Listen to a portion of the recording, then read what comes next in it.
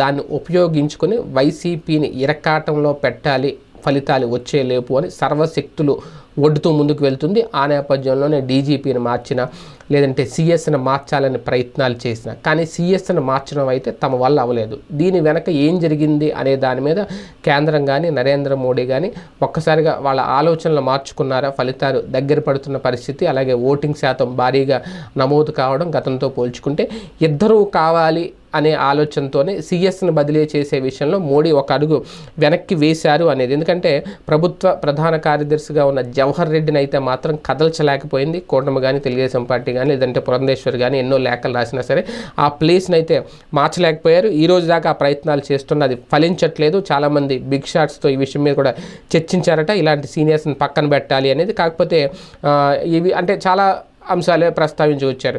విశాఖ భూ కుంభకోణంలో జవహర్ రెడ్డి పాత్ర ఉంది అని చెప్పి అప్పట్లో ఆరోపిస్తూ